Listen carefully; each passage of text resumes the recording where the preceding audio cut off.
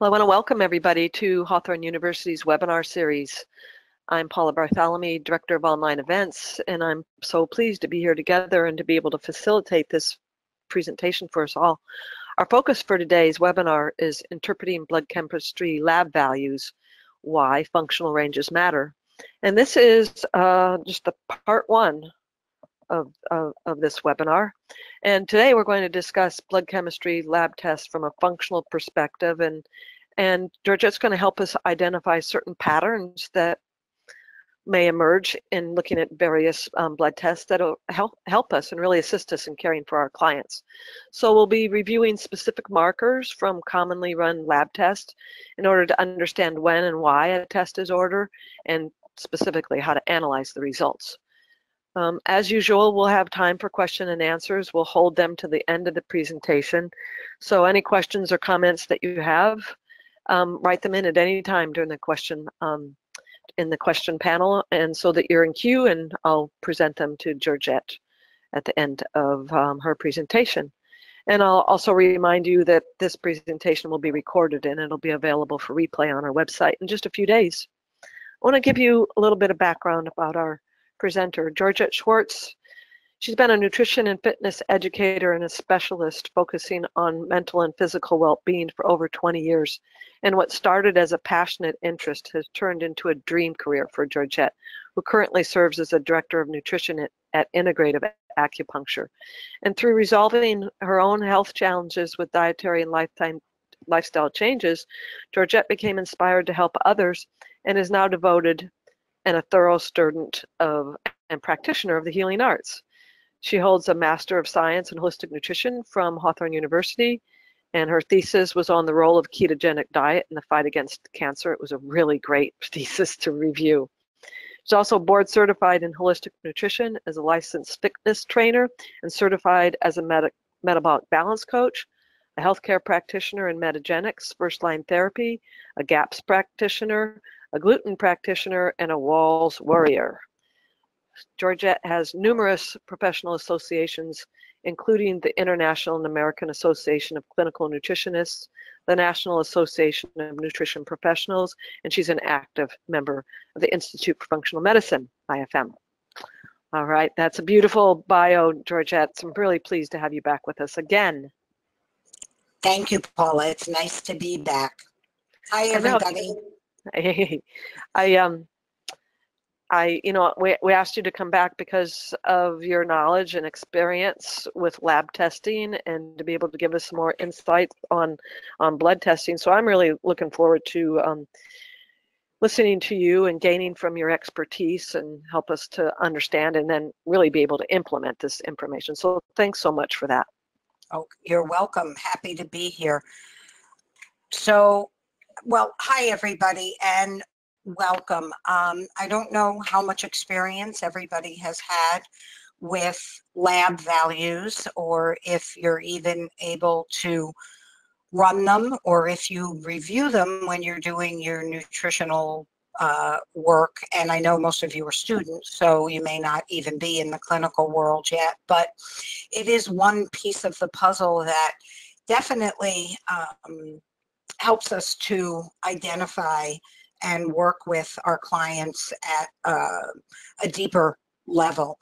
And some of what has been really important for me over the last few years is using functional ranges versus conventional ranges.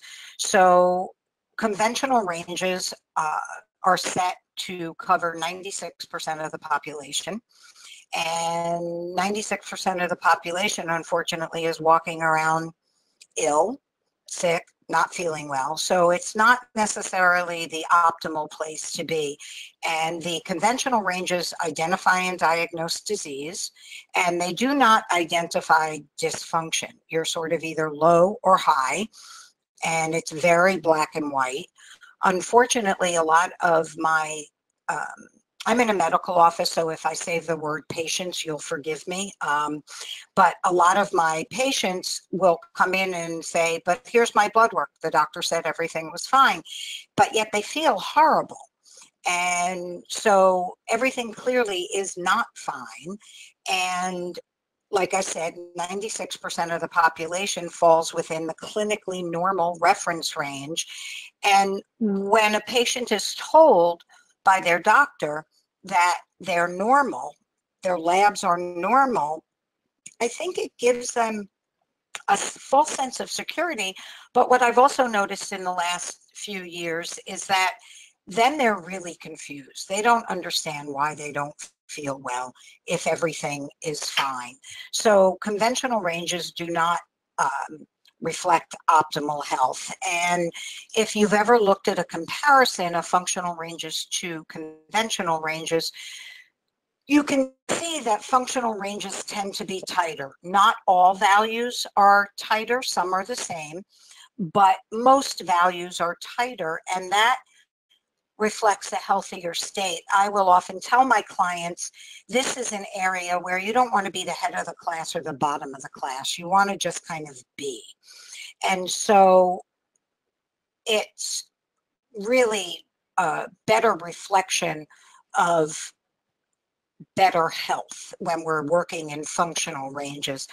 The other thing is it will alert us to the fact that maybe something is starting to become an issue before it actually becomes a major problem. And so you'll see what I'm talking about when we get into the values and go value by value. And a lot of physicians, unfortunately, well, obviously they have no nutrition training.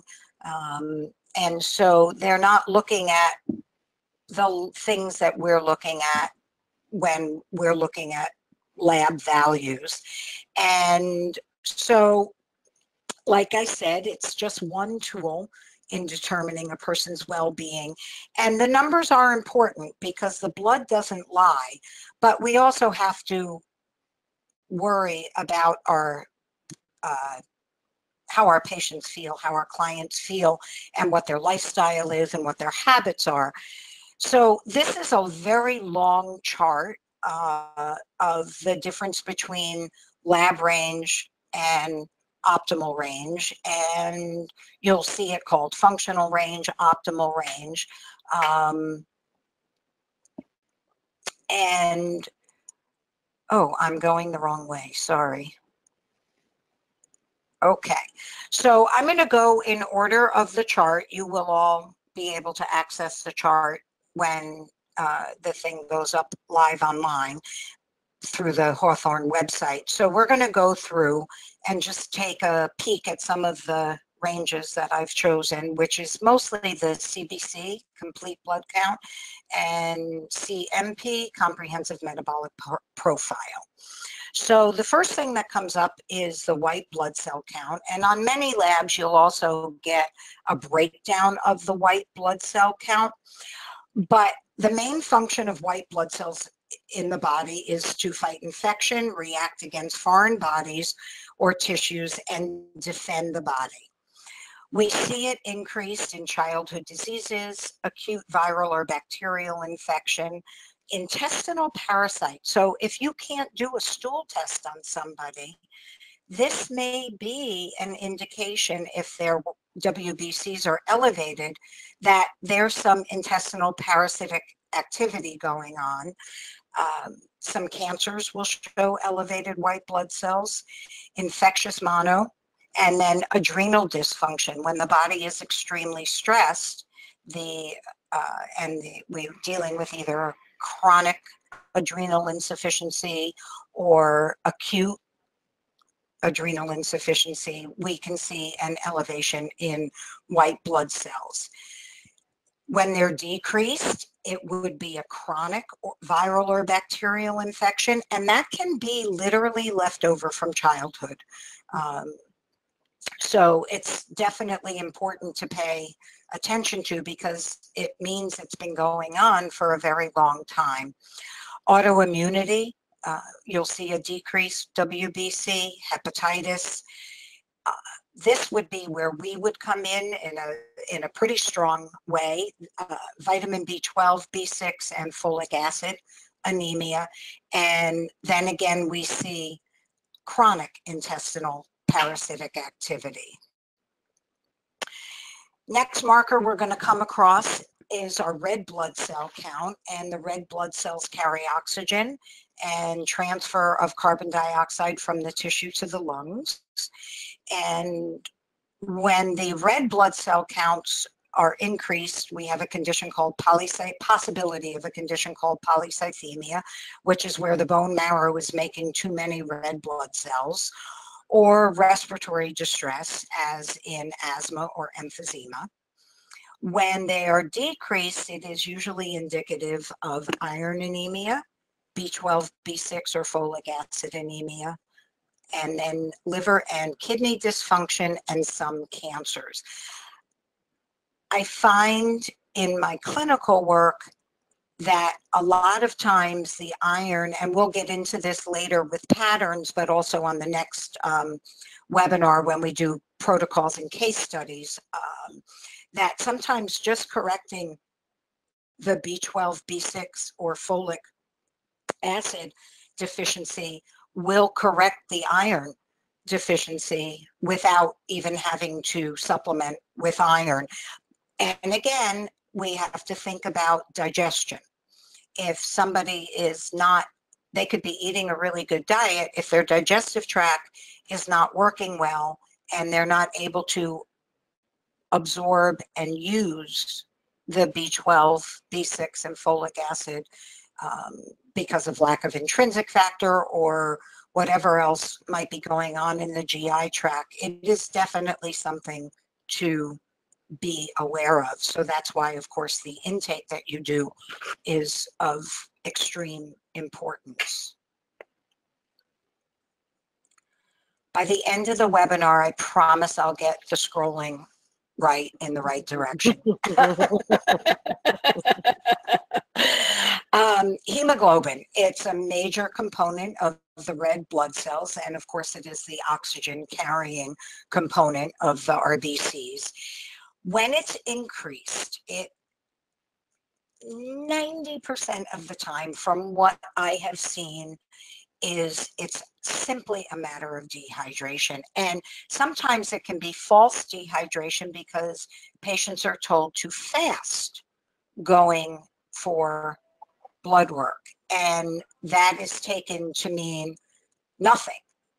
I strongly encourage all of my clients to drink water before they go for a blood test, because there are a few other markers that come up as dehydration, and if they drank water, we may not get those markers. I spent almost 4 years with an integrative physician, and he is the one that taught me, have your clients drink water before they go for a fasting blood test.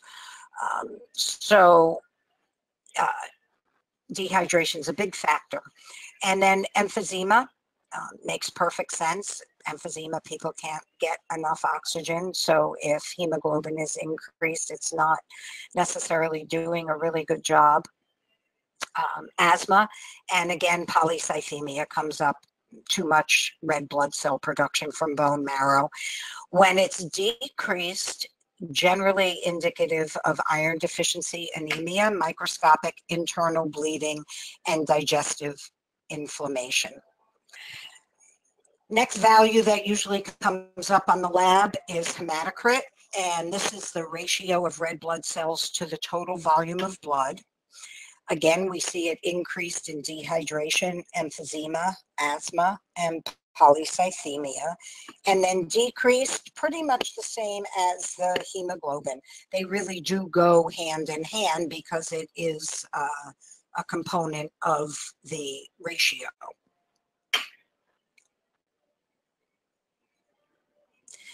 Okay, mean corpuscle volume, MCV, that is the size or volume of red blood cells, and it should be reviewed in correlation with mean corpuscle hemoglobin, which will be the next slide. When it's increased, we have a B12 folic acid anemia, and again, we see dehydration. Decreased, we have the possibility of iron anemia or microscopic internal bleeding. And then the MCH, which is the amount or the weight of hemoglobin that's contained in a single red blood cell. So in the increase, we see a B12 folic acid deficiency and decreased iron anemia, internal bleeding. Here's a one that we would definitely pay attention to would be toxic effects of lead, aluminum, cadmium, or other toxic metals. So talking to your clients about their heavy metal exposure is an important part of the conversation. And then also a B6 anemia. MCHC, I'm only moving through these because I want to get to patterns, and there's a lot of values to get through, so I apologize if it's too fast for anybody. Paula, is the pace okay, you think? Yes, I do. I think that okay. Was something that we can refer back to right now. We just need to get familiar with the terms and what right. they're doing. Okay, okay. MCHC, mean corpuscular hemoglobin concentration. This is the average concentration of hemoglobin inside a single red blood cell. And here we see dehydration again, B12, folic acid anemia. I think you can see pretty nice patterns starting here, that when you're looking at lab results, you'll see your MCV, your MCH, your MCHC, your red blood cells, and hemoglobin and hematocrit. They're all going to be together. And if everything is off, it gives you a good indication that this person is probably dealing with vitamin B12 and folic acid deficiency, possibly not drinking enough water, or again, back to digestion, not absorbing what they are taking in very well. Decreased internal bleeding, toxic effects of lead, and then the B6 anemia. And then we have RDW, which is red blood cell distribution width, and that's the variation amongst the red blood cells. And when they are increased, we see it's primarily indicative of iron deficiency anemia, and it may be increased with B12 or folic acid anemia, but it wouldn't be a measure that you would look at all by itself. You would want to use it in conjunction with the other measures in the lab values. And then when RDW is decreased, it's the uniform size of the red blood cells. Platelets, of course, are involved in blood clotting, and I understand that this is what college kids are doing today to make money, is selling their platelets. It's kind of interesting. So obviously they're extremely important. And when they are increased, we see conditions like rheumatoid arthritis, arteriosclerosis, some cancers, inflammatory arthritis, certain types of anemia, polycythemia, and we'll see a slight increase during pregnancy, not necessarily something to be alarmed about. And decreased, we see idiopathic thrombocytopenia, so thrombosis, blood loss, and thrombocytopenia. Mean platelet volume, MPV, average size of the platelets. When it's increased, the platelets are larger than average, and a low platelet count with a high MPV, or high mean platelet volume, suggests that bone marrow is rapidly producing platelets. This is probably out of an area that we're ever going to get into as nutritionists. It would be more medical doctor related, but it is something to be aware of. And again, we're talking about functional ranges here, so the doctor may not even have marked it as something to pay attention to. And then decrease, the person has a low platelet count. Lymphocytes, one component of our white blood cells. They help to destroy toxic products of protein metabolism. And when they're increased, we have indicative of chronic viral and bacterial infection, so going on for a long time. When they're decreased, it can be an acute viral or bacterial infection, or both, and leukemia. Neutrophils are also another kind of white blood cell in the body, and the main function is phagocytosis, which is the eating of bacteria. And increased acute viral or bacterial, decreased chronic viral or bacterial. Monocytes, we will see them increased in the recovery phase of infection, and it can be a viral infection, but you also want to rule out liver dysfunction, and we'll get into liver values in a while. It can also indicate that there's excessive tissue breakdown in the body. And then if basophils and eosinophils are elevated, you might suspect intestinal parasites. So again, if you don't have a stool test and the person is complaining of terrible digestive issues, it may be something that helps us to determine whether further testing is needed, like a stool test, or that maybe we want to just recommend a good anti-parasitic herbal to include in the patient's supplement regimen. From what I've seen, even if the person doesn't have parasites, there is no harm in using an oil of oregano supplement or tincture with a person's supplement regimen. And then in monocytes, we'll see an increase with a decrease in lymphocytes in Hodgkin's disease and some other cancers. And again, back at the beginning, I said that the functional ranges can give us a clue that maybe something is brewing. So these are definitely the little sort of alerts that we want to pay attention to as we're working with our clients. Eosinophils are responsible for detoxification and removal of protein. And when they're increased, intestinal parasites are possible, food and environmental allergies, asthma, and emphysema. I would say about 99% of the time, if my clients have elevated eosinophils, the first question I ask them is, do you have asthma? And usually the answer is yes. And then in decreased levels is possible adrenal hyperfunction. So the adrenals are in overdrive. Basophils, they deliver heparin during inflammation to prevent clotting. And the basophils contain histamine and serotonin. When they're increased, we will see a lot of tissue inflammation, intestinal parasites, and an increase in red blood cell production.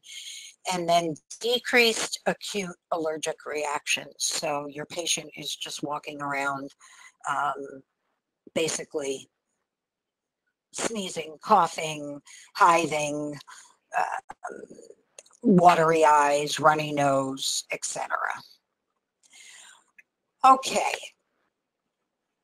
so this is one of the first liver markers that we come across in blood work, and it's the gamma-glutamyl transferase, GGT. It's an enzyme that's concentrated in the liver, but it's also found in many organs throughout the body. Increased levels can show a dysfunction outside of the liver or inside the biliary tree, that there is the possibility of a biliary obstruction, biliary insufficiency, liver cell damage, alcoholism, acute or chronic pancreatitis, and pancreatic insufficiency. This screams digestive issues. Possibly not making enough bile, not able to digest fat, so the need for digestive enzymes added into the person's daily regimen. And then in decreased levels, the possibility of a B6 deficiency or a need for magnesium. Oops, did it again. LDH, lactate dehydrogenase. This is an enzyme that's involved in energy production, found in almost all of the body's cells. And it's big in the functional world testing. So increased can give indication that there's liver biliary dysfunction, the possibility of cardiovascular disease, B12 folate deficiency and anemia, tissue inflammation and destruction, or that there's a viral infection going on. And then decreased, we'll see it with our reactive hypoglycemics. I learned a long time ago, and if you want to remember it, I think it's kind of cute. We have AST and ALT, which is the next slide. They're always measured as liver, but ALT, L stands for liver, and in AST, think of the S as someplace else in the body. Just a good way to remember it. Increased shows a dysfunction located outside of the liver, that the person could possibly be developing congestive heart failure, that there is actually liver cell damage, excessive muscle breakdown or turnover, and infectious mono or Epstein-Barr virus. And I see a lot of just slight elevations of AST in some of my vegetarians, that if they're not getting sufficient protein, the muscle starts to break down. And then we make sure that they're eating sufficient protein, whatever that protein source may be, and many times it corrects the problem. But that's just one little part of this. Decreased AST can be present if there's alcoholism or a B6 deficiency. And then your ALT, your alanine aminotransferase, is increased with cirrhosis of the liver, acute and chronic liver necrosis, so the liver is basically dying, fatty liver, and I think that in today's world, I believe it was Dr. Roundtree who said that the estimates are 33% of the population is walking around with non-alcoholic fatty liver disease. This is a big area of concern these days. And then hepatitis, mono, and Epstein-Barr. And then decreased is a B6 deficiency, early development of fatty liver, liver congestion, and alcoholism. And I think the liver congestion is also something that you'll see when you're in clinical practice, that you will have a lot of patients clients in today's world that are dealing with liver congestion.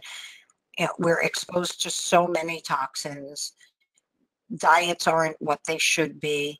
And of course, everything goes through the liver, and the liver can only keep up with so much. It has an awesome job to do just clearing endogenous toxins, waste we make in our body, never mind all the exogenous or external waste that the liver is presented with, or the body is presented with. And of course, alcoholism, that's going to be a touchy subject, whether your patient wants to admit that or not.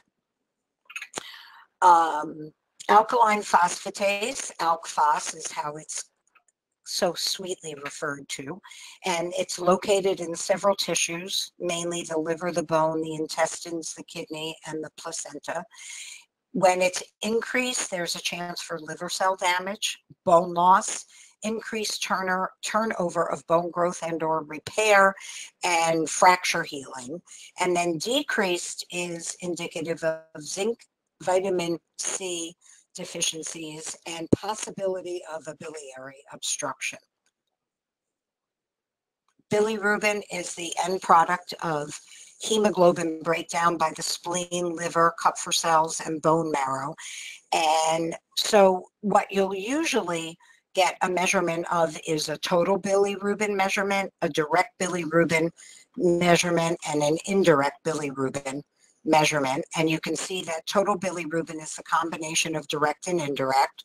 Direct bilirubin is post-hepatic water soluble, and so it's already been processed by the liver, and then indirect bilirubin is pre-hepatic and is water insoluble. When direct is increased, it's indicative of gallstones or some kind of biliary obstruction and an extrahepatic duct obstruction, so something outside of the liver. And then increased for an indirect level is Gilbert's syndrome, hepatitis, or cirrhosis of the liver. And from what I have found across all the research, and this is true even in functional medicine text, that when it's decreased, it is of no clinical significance. Okay, total protein. Protein is a combination of albumin and globulin. It's possible to have a normal total protein with abnormal globulin or albumin, and we'll look at the difference between them in the next couple slides. But if total protein is increased, big indicator of digestive dysfunction and the possibility of dehydration. If it's decreased, it's hypochlorhydria, so low stomach acid, low hydrochloric acid in the stomach. Digestive inflammation, pretty safe to assume that the person may have leaky gut, some kind of gastritis, colitis, ileitis, one of the intestinal bowel diseases like Crohn's or ulcerative colitis, and then irritable bowel syndrome, IBS. Protein malnutrition or amino acid need. Again, very common with a lot of vegans and vegetarians who don't consume enough protein.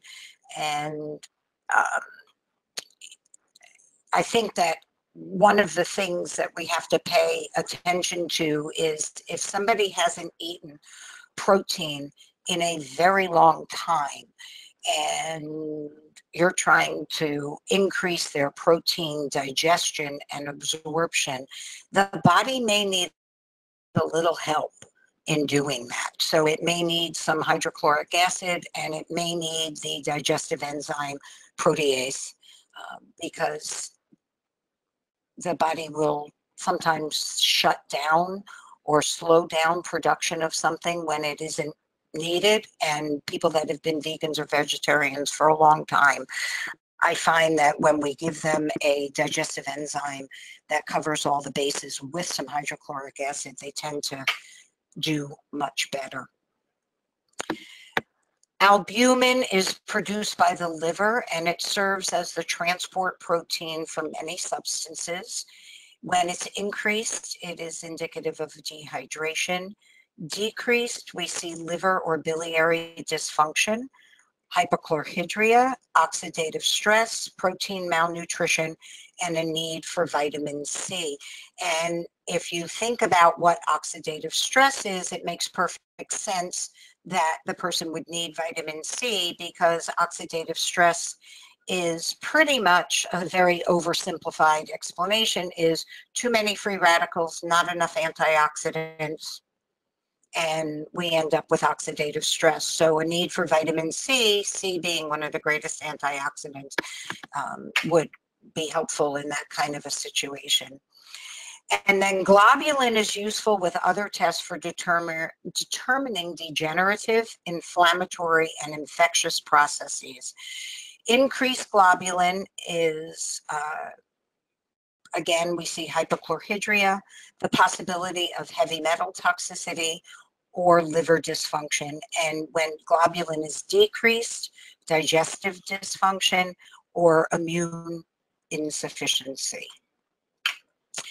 And then the albumin globulin ratio, if one of those levels is off, you're going to see the ratio being off, but it's really important to look at the individual markers, because it makes perfect sense. If one level is off and the other level isn't, it may still throw off the ratio. So it's not sort of an absolute thing to look at just the ratio. I had a client today, her BUN was extremely elevated, and of course her BUN creatinine ratio was off, and the doctor's like, oh, I don't like the fact that your ratio is off. But the BUN was so high that it was throwing off the entire ratio. So I'd rather work on getting her BUN down than, which would feasibly correct the BUN creatinine ratio, and you'll see when we get to those slides. Okay, blood sugar, glucose, big one, influenced by carbohydrate intake, stress, glandular and liver function. When glucose is increased, it can be an acute stress response because if cortisol is high, glucose will be high. Fatty liver, liver congestion, metabolic syndrome, dysinsulinism, prediabetes, and diabetes. And then decreased, we have hypoglycemia, liver disease, hypothyroidism, and adrenal hypofunction.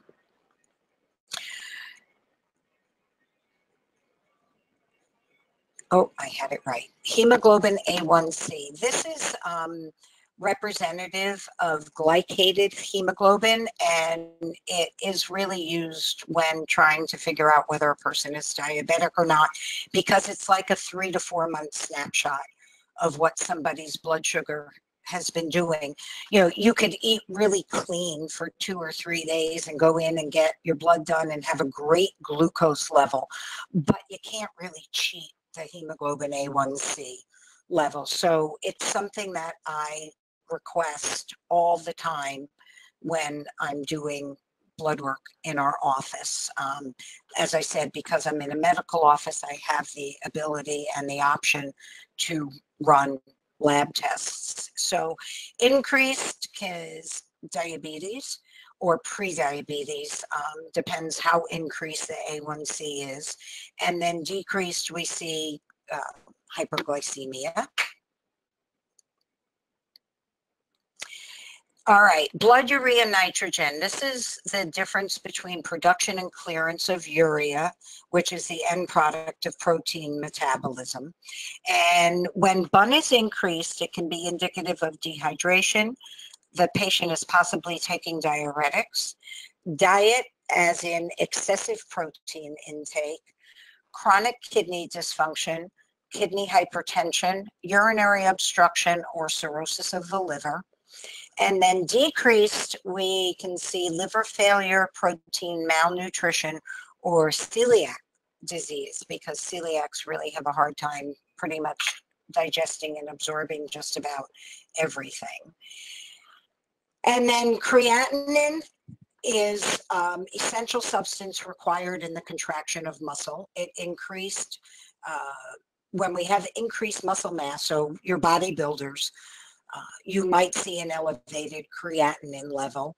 Most of them take creatine to build more muscle, or using high dose branched chain amino acids. So you will see sometimes a creatinine elevation. Decreased muscle mass may indicate lower levels of creatine, which would be what the body would turn creatinine into.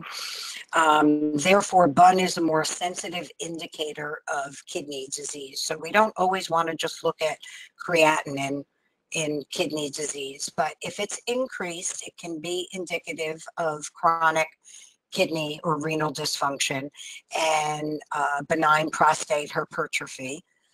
And decreased, we see usually conditions of muscle wasting. And then the BUN creatinine ratio, not necessarily as valuable a marker as individual BUN or creatinine, but if it is increased, you want to look at dehydration, hypotension, congestive heart failure, or kidney renal dysfunction. And decreased are usually seen with low protein diets or malnutrition. Calcium is important for bone tissue repair, blood clotting, muscle contraction, nerve function, and cell signaling. And when it's increased, it can possibly indicate a parathyroid hyperfunction, thyroid hypofunction, or impaired membrane health. And then decreased, we see parathyroid hypofunction, a need, just straight old up need for calcium in the diet, or hypochlorhydria, again, not being able to break down and process or use the calcium that's coming in through dietary intake. Potassium, mainly found in the intracellular fluid, and in case you haven't paid attention to this or not studied it yet, or it's not been covered, potassium is intracellular and calcium is extracellular, magnesium is intracellular, sodium is extracellular. So those are just things that I guess over the years we kind of learn as we're going along. But potassium is very important in the intracellular space inside the cell, and it's essential to balancing pH and the osmotic pressure between extra and intracellular fluid.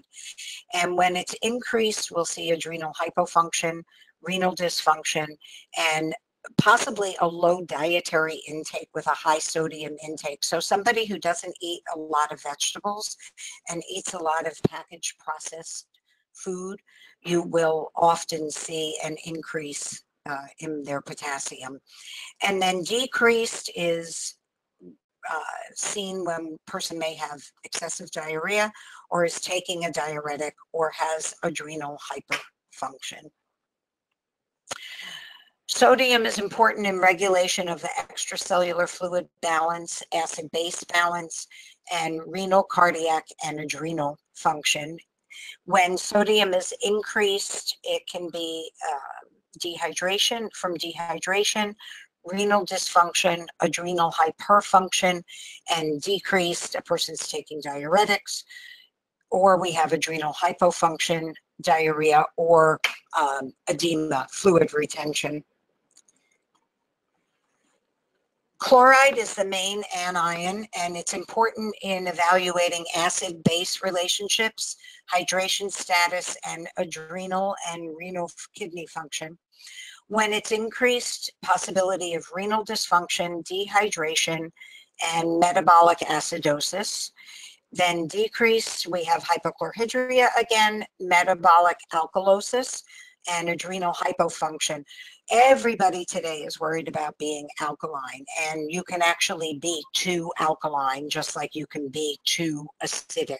So it's really all about balance. CO2 is the amount of base that is bound as bicarbonate in the blood. It helps neutralize acids such as lactic and hydrochloric acid, and not the same CO2 that we think of outside of the body. We'll see an increase when there's been excessive vomiting, when there's low stomach acid, as in hypochlorhydria, or somebody is got metabolic alkalosis. And then decrease can be a B1 deficiency, thiamine deficiency, diabetes, or metabolic acidosis. Okay, moving on to lipids, big area of conversation because everybody's doctor wants to put them on a statin. And it isn't necessarily the problem that the medical community has made it out to be, but it is definitely something to pay attention to. So cholesterol is a steroid found in all the body cells and blood. And it is increased in most endocrine or organ hypofunction. So meaning if you have a patient with a thyroid condition, you will often see an elevation in total cholesterol.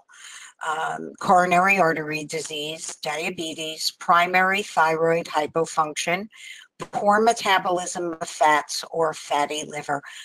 If I have a patient client with dyslipidemia, I will always detoxify them to put them on a good detox protocol, but we'll of course get into that with protocols, but just as an aside, because we want to get that liver cleared out and we want to get the liver supported so that the liver can metabolize what it needs to metabolize. And then decreased levels of cholesterol, most endocrine and organ hyperfunction, oxidative stress, a heavy metal burden, diet or malnutrition, and then a lot of autoimmune processes show a pretty decent decrease in total cholesterol and thyroid hyperfunction. So LDL, low density lipoprotein, carries cholesterol from the liver into the bloodstream, which is of course why it got the name bad cholesterol. And it actually isn't really cholesterol at all. It's a carrier molecule because cholesterol is a wax-like substance. The body is mostly water, and without a carrier protein to make the cholesterol usable, the body would not be able to use, the cells of our body would not be able to use the cholesterol. So as LDL increases, we'll generally see a fall in the HDL, and the same reasons for total cholesterol being increased are why LDL would be increased. So fatty liver, liver congestion, endocrine dysfunction, and so on. And then decreased, we'll see a diet high in refined carbohydrates, metabolic syndrome, fatty liver, or oxidative stress, in addition to some of the other markers that total cholesterol show. And then high density lipoprotein. This is the transport of cholesterol back to the liver for metabolism to bile acids. And when HDL is extremely increased, the general rule of thinking is over 100 is autoimmune processes. So you'll see maybe a low total, a really high HDL, and we'll get to triglycerides in a minute, but generally what I see with a lot of autoimmune patients is a low triglyceride, a low total cholesterol, and an extremely elevated HDL. So of note is some autoimmune processes, and then it's generally thought of as being protective because it's pulling all the excess cholesterol out of the blood, or at least it's supposed to, back to the liver for reconjugation. And so in decreased, it's usually present in thyroid hyperfunction, diabetes, metabolic syndrome, heavy metals, and a very sedentary lifestyle. Triglycerides constitute 95% of the stored fat in the adipose tissue, and it travels with cholesterol. And it represents also the fat in the blood. So when it's increased, we will usually see metabolic syndrome, hypothyroidism, alcoholism, fatty liver, cardiovascular disease, and adrenocortical dysfunction. So the corticosteroids will be off. And then decreased thyroid hyperfunction, vegetarian diets, autoimmune conditions, genetic predisposition, cirrhosis of the liver, and celiac disease. High sensitivity C-reactive protein, or HSCRP. It's an acute phase reactant protein produced mainly by the liver. And when it's increased, there really is no decreased significance. So what we look at is for increased. And it is reactive to a lot of tissue injury and inflammation. It is more sensitive than the ESR rate. It can be increased in viral and bacterial infections, non-specific tissue inflammation, coronary artery inflammation, or specifically rheumatoid arthritis. Sometimes you'll see it with other autoimmune conditions, but RA patients seems to be really showing the greater number of elevations with the HSCRP. And then we move on to the iron panel, and labs should include serum iron and serum ferritin. So iron is in the serum and it's inorganic, and ferritin is the storage form of iron. And then total iron binding capacity is how well the body's doing at using the iron, basically. So if iron is increased, it can indicate liver dysfunction or hemochromatosis, where the body is absorbing too much iron. And then iron decreased is seen with chronic blood loss, anemia, iron deficiency during menses, cancer patients, and Crohn's disease. And then ferritin is the iron storage depot in the liver, spleen, and bone marrow.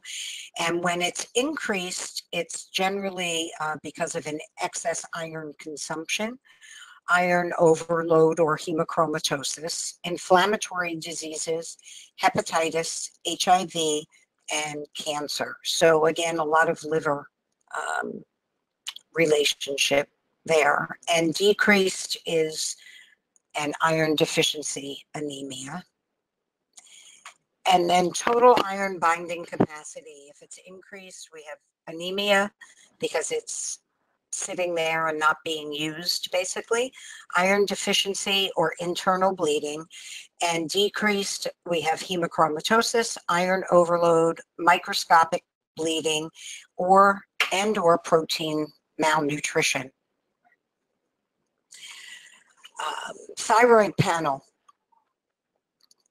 Thyroid stimulating hormone is a pituitary hormone that stimulates the thyroid to make T4 and then T3 because, and we'll get into the T4 and T3. So TSH is not really even a direct thyroid hormone. It's made in the pituitary. And when it's increased, we see primary hypothyroidism, liver dysfunction, or HIV. And decrease, we have hyperthyroidism, secondary hypothyroidism to an anterior pituitary dysfunction, or a heavy metal burden. I will tell you that the thyroid hormones and the thyroid gland are extremely sensitive to toxins.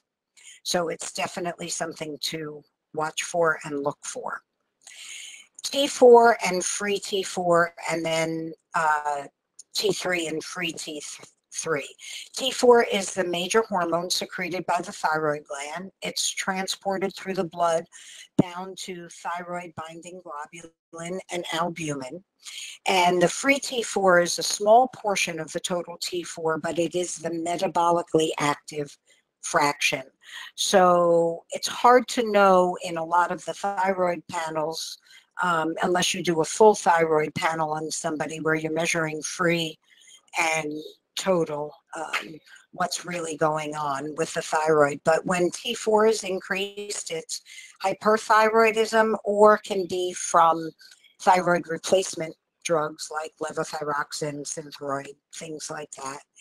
And decrease, we see it in hypothyroidism and iodine deficiency. Oops.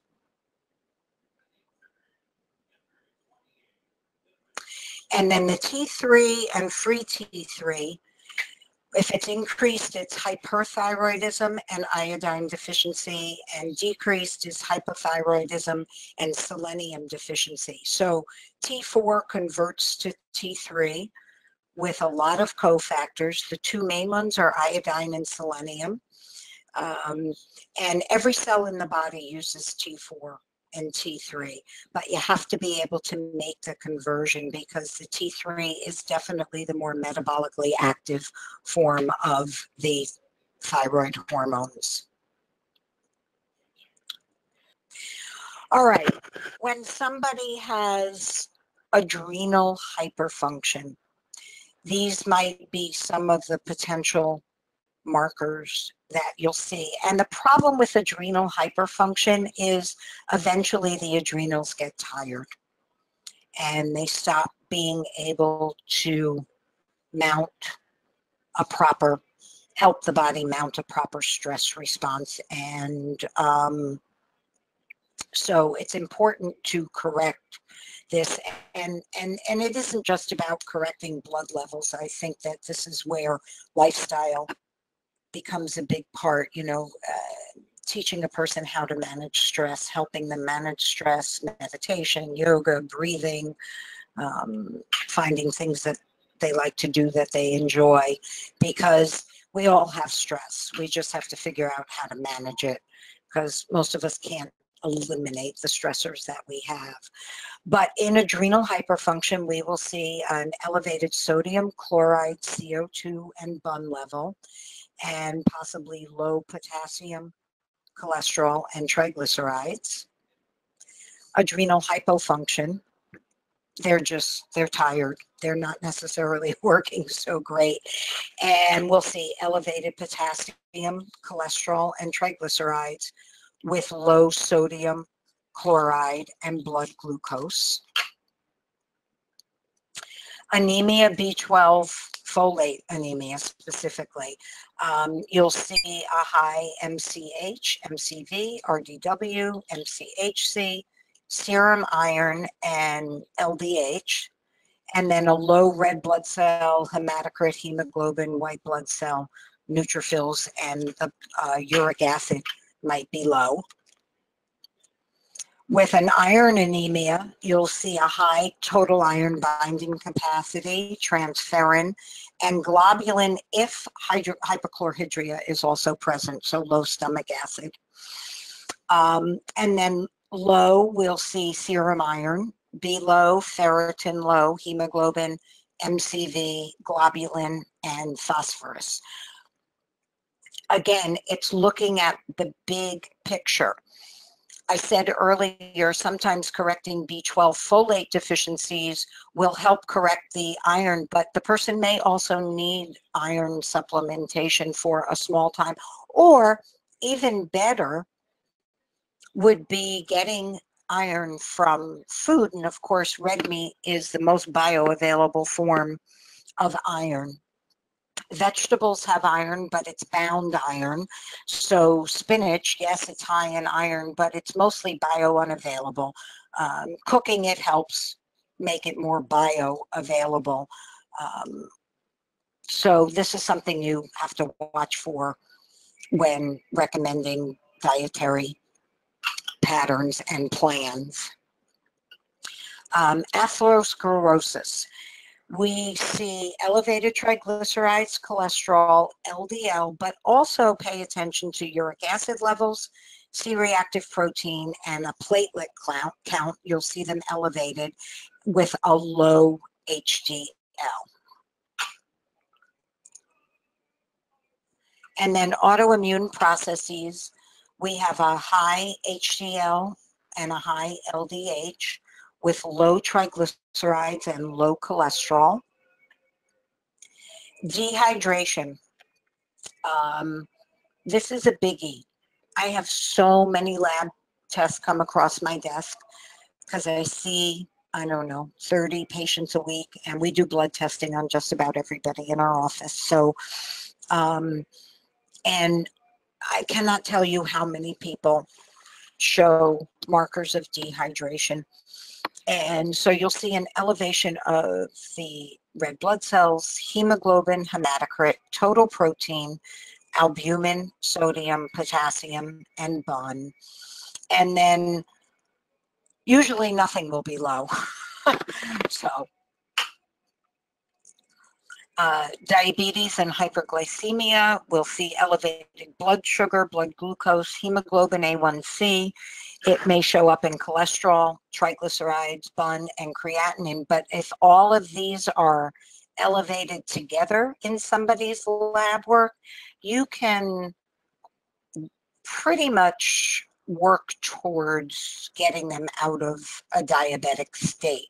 Obviously, we can't diagnose, so what we'll want to work for is getting their dietary habits corrected to undo whatever is causing the elevation in blood sugar and A1C.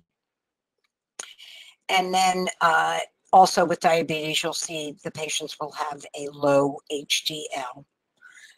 Digestive dysfunction and inflammation. This is probably something that you'll see a lot of because so many people today are walking around with digestive dysfunction or digestive inflammation.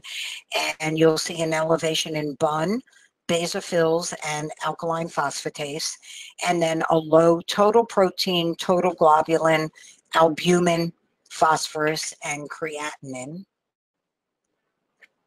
Fatty liver. Elevation in the ALT enzyme, LDH, and ALK-Phos, and low is not applicable. And then heavy metal burden. And I put a little note here. If you have this pattern with the high and the low of the values that are listed, you might want to run a urine or hair analysis to determine if the person has heavy metal burden. I had a client once and his labs were just off, and I said to him, do you have any heavy metal exposure? Did you ever have any chemical exposure? No. So we started doing, history, and turns out he worked for a dry cleaner from the time he was 13 until he was about 25. Well, I cannot think of a more toxic place to work except maybe a lead factory. And so it stores in the body, in the adipose tissue, in our fat. Our fat does a really good job of storing toxins. And so you definitely want to ask lots of questions if you see a high uric acid and total bilirubin with a low MCHC, HCT, HGB, and RBC. And then also heavy metal toxicity, high total globulin with low uric acid, cholesterol, HDL, MCH, MCHC, TSH, and platelets. And then a lot of times physicians will not run insulin on their patients. And one of the things, and this is kind of interesting, we have insulin included on our comprehensive panel because insulin is, of course, necessary, but it is also a fat storage hormone, and it is also a pro-inflammatory hormone. And where the cholesterol comes in with insulin is the enzyme that makes cholesterol, which is HMG-CoA reductase enzyme, and we'll get into that more. But the enzyme that makes cholesterol is driven by insulin. So if a person has dyslipidemia, you might want to look at what their insulin levels are doing, because they may be overproducing insulin for a multitude of reasons. But you'll see high triglycerides and cholesterol with low blood sugar, low HDL, and low phosphorus. And then hyperlipidemia, we'll see high triglycerides, cholesterol, and LDL with a low HDL. And hypochlorhydria, low hydrochloric acid in the stomach. An elevation in BUN and total globulin with low total protein, albumin, and phosphorus, because we need hydrochloric acid to break down protein. And I'm not just talking about animal protein. I'm talking about the protein component found in any food that contains protein, whether it be legumes or grains or even protein found in some vegetables. With insulin resistance, we'll see an elevation in blood glucose, hemoglobin A1C, elevated triglycerides and cholesterol, and usually nothing is low. And basically that insulin resistance is not simple, but the simple explanation is that the cells are just not receptive to the action of insulin. The cells get all filled up, they shut down the receptors, they don't want to take in any more glucose and insulin, and we're left with all of this excess floating around in the blood. Intestinal parasites, and this is really common today. I'm seeing more and more people showing, coming up with intestinal parasites, and we'll see an elevation in eosinophils, basophils, monocytes, and IgE, and then a low serum iron, low hemoglobin, and low hematocrit. Leaky gut syndrome, big problem today as well. Medical name being intestinal hyperpermeability. We'll see an elevation in uric acid and alkaline phosphatase, and low is not applicable. And then liver dysfunction, big area. Lots of markers that may be off, all may be off. Elevation in the ALT, the LDH, AST, bilirubin, serum iron, ferritin, and monocytes. And then low, you'll see BUN, total protein, albumin, albumin globulin ratio, triglycerides, and cholesterol. Because remember, we make 80% of our cholesterol in our liver. So if the liver isn't functioning well, it's going to have a hard time making cholesterol. And then malabsorption, nothing should be elevated. Doesn't mean it won't be, but usually you'll see a low BUN and a low GGT. And then oxidative stress or high free radical activity. The person will have elevated LDL, uric acid, globulin, bilirubin, and ferritin, and their lymphocytes, cholesterol, albumin, and platelets will be low. And so much of this is corrected through dietary habits. So that's where we come in. Metabolic syndrome, elevated glucose, triglycerides, cholesterol, LDL, and A1C, and a low HDL. And then these are your thyroid hyperfunction. So if the thyroid, I don't know how much you've studied about the thyroid, but the TSH sends, the pituitary makes TSH, which travels to the thyroid, which tells the thyroid, then stimulates the T4 and T3 production. In hyperfunction, the TSH is usually very low, and because it's a feedback loop. So if the thyroid is making too much T3 and T4, it will send a signal to the pituitary to say, hey, slow down the TSH production. We don't need so much stimulation. And so you'll see elevated T3, T4, and T3 uptake, and then low HDL, TSH, triglycerides, and cholesterol. And then primary thyroid hypofunction, you'll see an elevation in TSH because, of course, the pituitary is upregulating the production of thyroid stimulating hormone to try to kickstart the thyroid into working, to making enough T4 and T3. But you'll also see high triglycerides and cholesterol, and then low T3, T4, and T3 uptake. And then with the pituitary gland being involved, but seeing a end result of thyroid hypofunction, you'll see high triglycerides, high cholesterol and BUN, and low TSH and T3.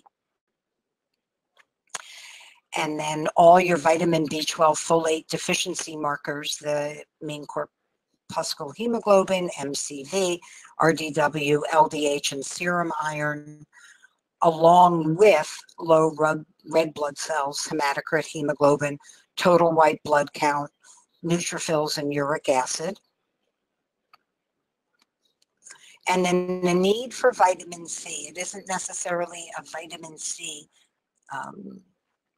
We don't always call it a vitamin C deficiency. It's more that the person just isn't getting enough vitamin C. So you'll see an elevation in MCV, ALK-Phos, fibrinogen, and we didn't really go into fibrinogen very much. That's a pretty advanced marker. And unless you're working with a functional medicine doctor, probably not going to see it a lot on common labs. And then low, you'll see your blood markers again, the MCH, MCHC, hemoglobin, hematocrit, red blood cells, albumin, and serum iron. And conclusion, we need to function on physiological function, meaning how's the body working? How is the patient or client doing? How are they feeling? What's happening? How's their digestion?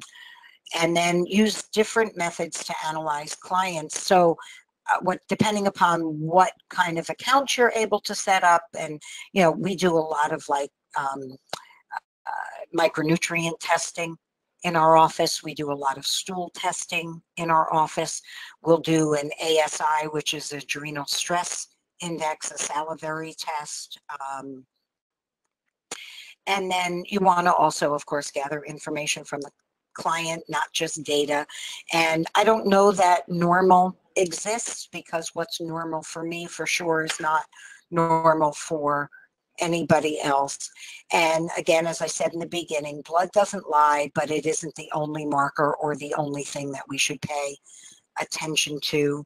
And on November 6th, we are going to do another follow-up webinar, and we will discuss protocols on how to address some of the big things. And also I'll go over some case studies that I have used with actual live patients over the years with the most amazing results, because it can be done with dietary, primarily dietary changes, and then some supplementation.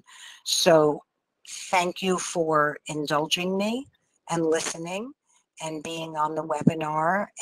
And I hope you're all blood experts now. Well, we know what the markers are for sure. And I really, these are great slides, Georgette. Thank you. We need these. It's the foundation. These are our reference slides to be able to go back to, because certainly unless we're doing this as routinely as you do, we're not going to remember all these terms or the associations necessarily, or the combinations of things and the patterns. So it's a really great introduction. I really look forward to seeing some lab test results that have all these markers on it, and your wizardry then to put the pieces together and tell us what that means. Yeah, and you know what? I mean, I've been doing this a long time, and I do it day in and day out, and I still pull out my reference guide. Well, that's helpful to all of us to know. Thank you. So take comfort. I mean, certain things, obviously, you get to a point where you look at them and you go, aha, aha, aha. But a lot of the stuff, I don't always, remember all of the patterns, and it's always good to have some kind of a reference guide to guide us. Well, one of the things is there's the question of, when a medical provider orders lab, how many markers do they want to look at? Do you start out with every marker that you could possibly think of that this client or patient might need to be reviewed? Do you start out with a few markers, and if things are off, then you come back with more detailed testing? Is there, in your clinic anyway, just more functional approach to it? How would you answer that? Okay, so we have what we call the IA Comprehensive Integrative Acupuncture Comprehensive Panel. It's a wellness panel. It's got CBC, CMP, but some of the other markers, like I include a full thyroid panel in the comprehensive, and we will also, the three biggies that we measure that are not normally run by a physician on a regular CBC, CMP, we add in insulin, C-reactive protein, and homocysteine. Mm-hmm. So those are really, and maybe a little bit more of a detailed cholesterol profile. Most of the time you can look at, like, you know, total cholesterol, LDL, HDL, and triglycerides and get a pretty good indication. Mm-hmm. But as we've learned, total cholesterol doesn't really tell the picture. So I might want to know the LDL particle size and particle number. You know, is it A or B particle? Because A is big and fluffy, B is small and dense, B is problematic, A is not, or it isn't necessarily problematic. And then, of course, you can get really crazy and do a breakdown on the HDL too. Yes. But generally, we'll do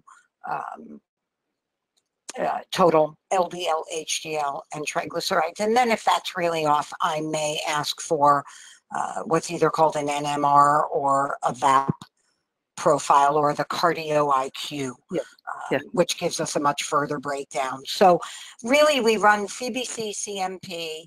And then the other thing that I run routinely with my thyroid in the thyroid panel is TPO antibodies, thyroid peroxidase antibodies. Mm-hmm. And that is because I want to know, is the person Hashimoto's hypothyroid, which is autoimmune, which is a whole different ball game, or is it just hypothyroid? Yeah. So if there's antibodies, then that will kind of answer that question for me. Mm-hmm.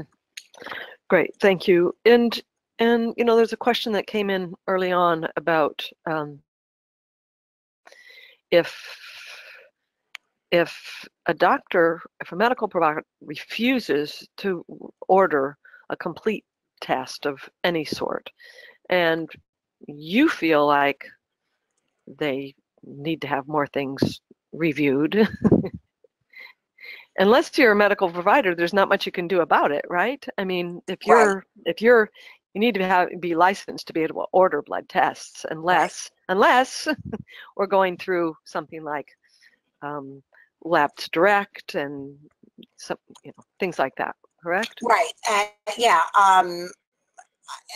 Absolutely correct. And so many people, I mean, the reason I tell them to try to get their doctor to run stuff is so that insurance covers it. Because in our office, even though we're licensed to do blood, we're not medical doctors. So there's no insurance coverage. But a lot of the times, either people use life extension, and you can do a blood test through life extension, and they test every value known to mankind. Mm-hmm. Or I guess you made some arrangements with a lab that the Hawthorn students can set up an account. That's biohealth diagnostics. Okay, right. Yeah. Oh, okay.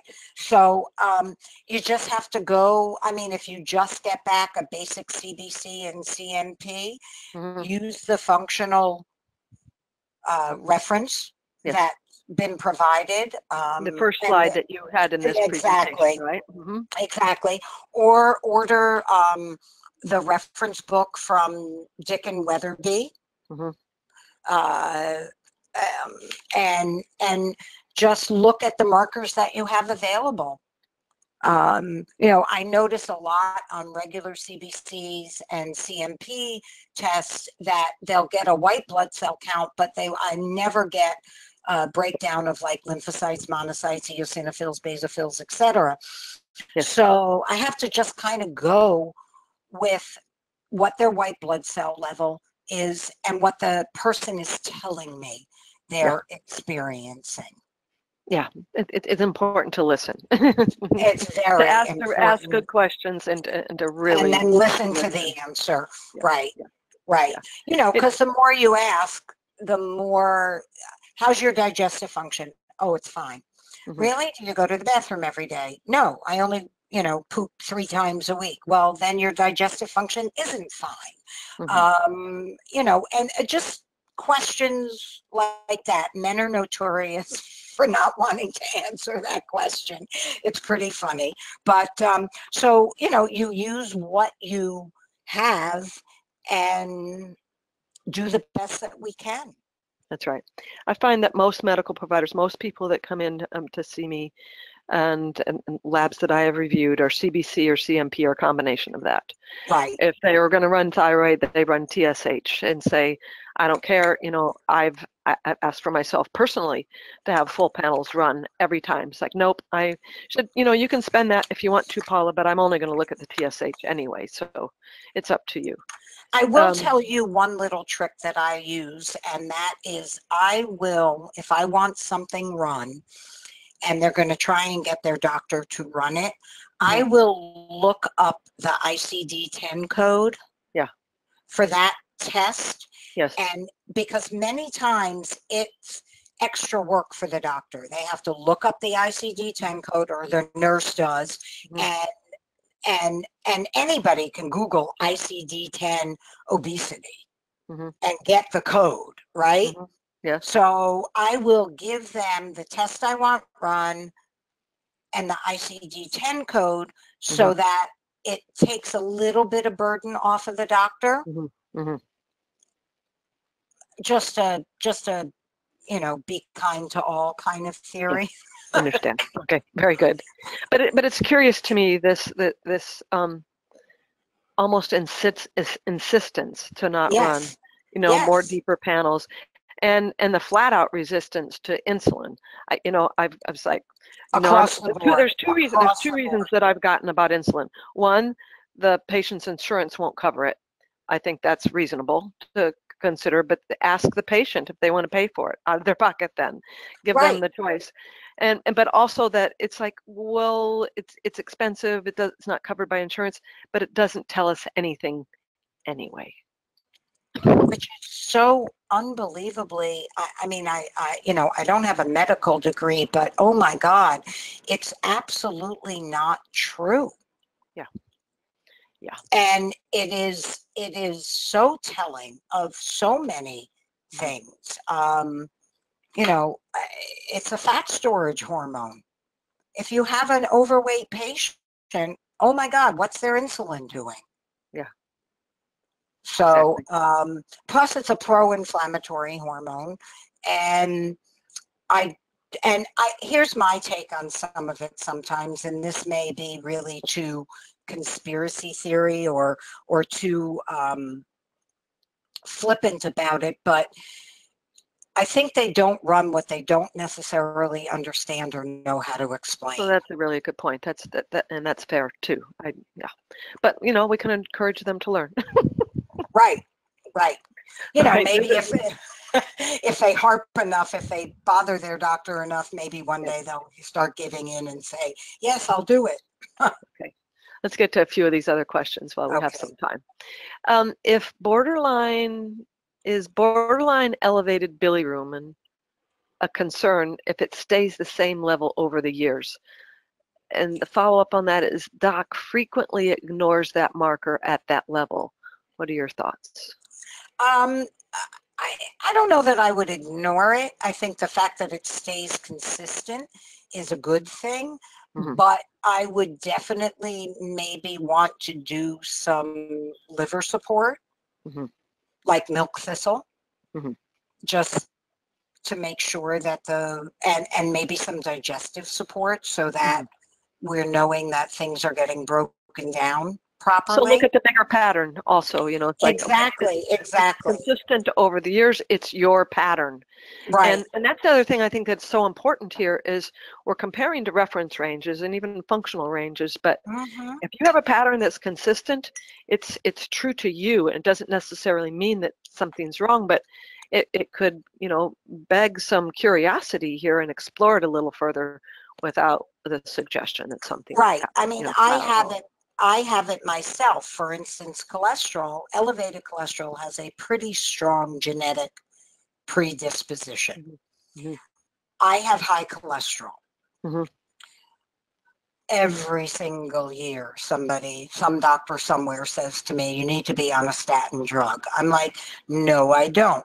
Send me for CT calcium score, carotid Doppler, ultrasound, whatever. So finally, I got one of my doctors to agree to running those 2 tests on me. I have no plaque buildup in my arteries. My carotid artery is perfectly clear, and I have no calcium buildup. He finally shut up about the fact that my cholesterol is high. So, and my cholesterol's always been high. My mother had high cholesterol. My daughter has high cholesterol. I mean, it's clearly a genetic family thing. And so, you know, again, you have to look at the big picture.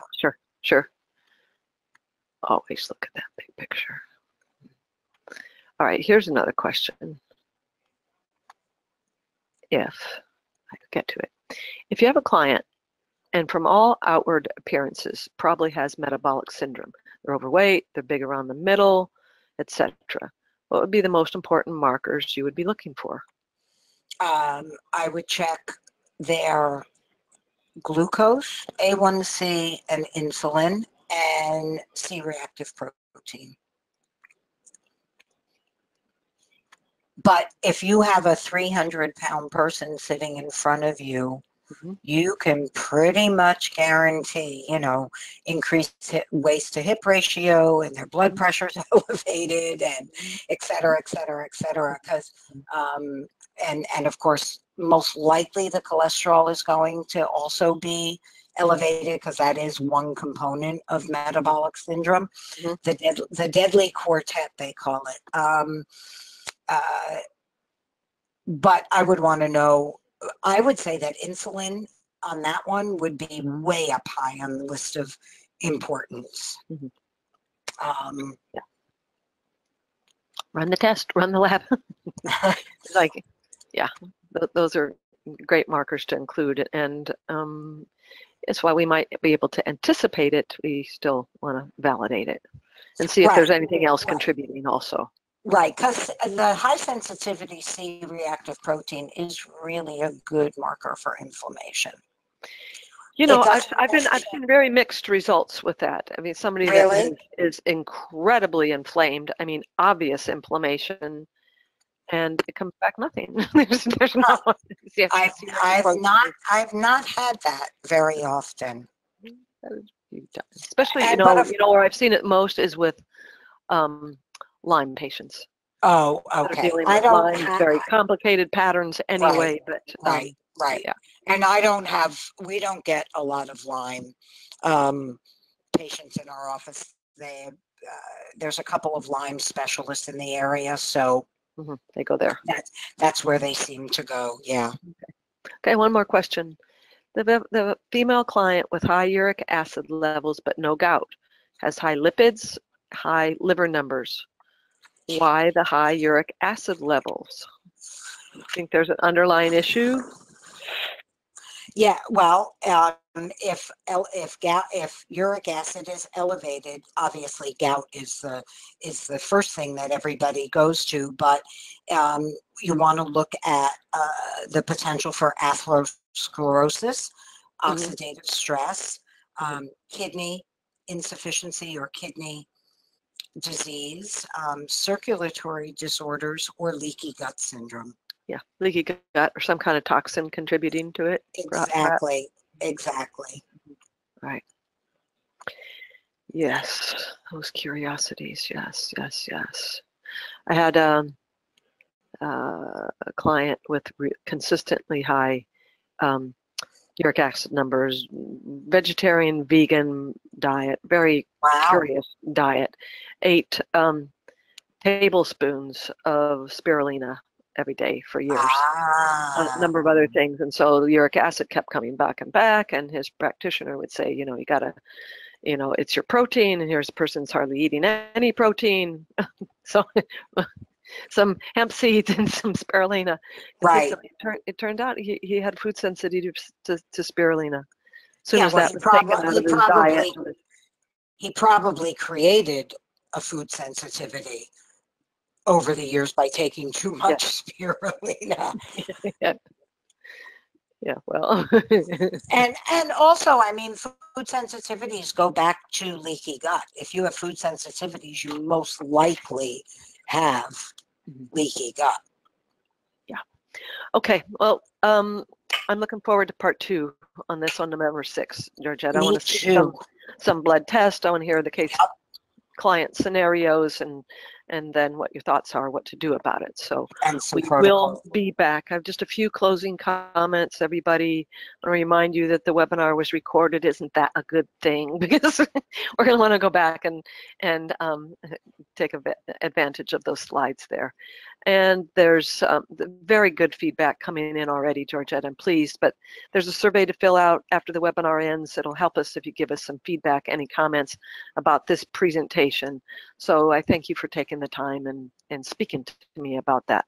And our next webinar is November 6th. Georgette Schwartz is going to be back here. And tomorrow we have an All About Alumni presentation like we always have, first Wednesday of the month.